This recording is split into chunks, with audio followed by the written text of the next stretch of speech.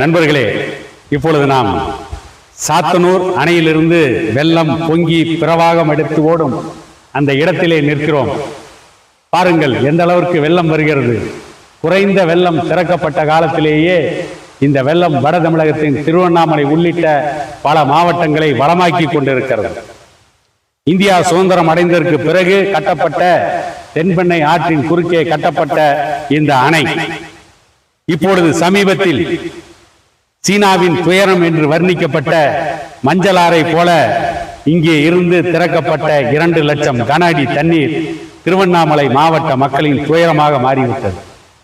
இந்த துயரம் நீண்ட காலம் நீடிக்காது என்றாலும் கூட இங்கிருந்து பொங்கி பிரவாகம் எடுக்கின்ற வெள்ளம் இந்த பகுதியிலே இருக்கின்ற வயல் வெளிகள் எல்லாம் வளமாக்கி கொண்டிருக்கிறது. இப்படிப்பட்ட பல்வேறு அணைக்கட்டுகளை திட்டங்களை தமிழ்நாட்டிலே ஆள்கின்ற ஆட்சியாளர்கள் கொடுக்கலாம், ஆனால் கொடுக்க மறுக்கிறார்கள்.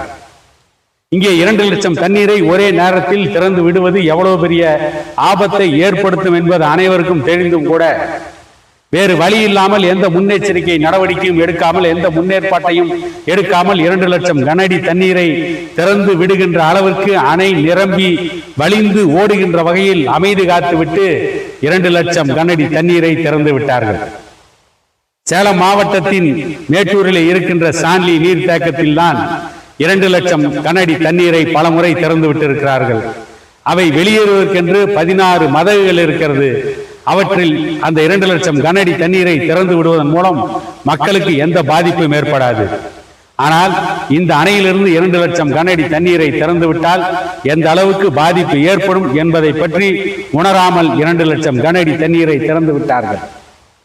இந்த தென்பெண்ணை ஆற்றின் குறுக்கே இதை போல இன்னொரு அணையை தமிழ்நாட்டில் ஆண்ட கட்சிகள் கட்டியிருந்தால் 2 லட்சம் கன அடி தண்ணீரை திறக்க வேண்டிய அவலம் ஏற்பட்டிருக்காது. இப்படிப்பட்ட இன்னொரு அணையை தமிழ்நாடு அரசு இங்கே ஆட்சிக்கு வந்தவர்கள் இவ்வளவு காலம் இன்னொரு அணையை கட்டாமல் இருப்பதுதான் தமிழக மக்களுக்கு இந்த திராவிட கட்சிகள் கொடுத்த சாதனை என்பதை விட இதுதான் வேதனை.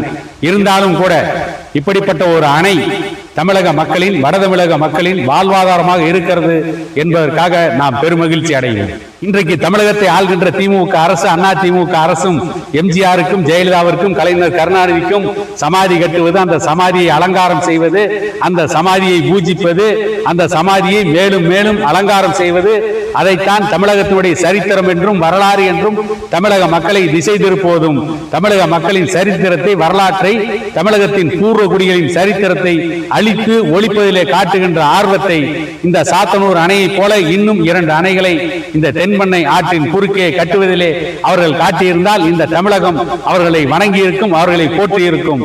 மாறாக இன்றைக்கு தமிழகம் அவர்களை தூற்றிக் கொண்டிருக்கிறது.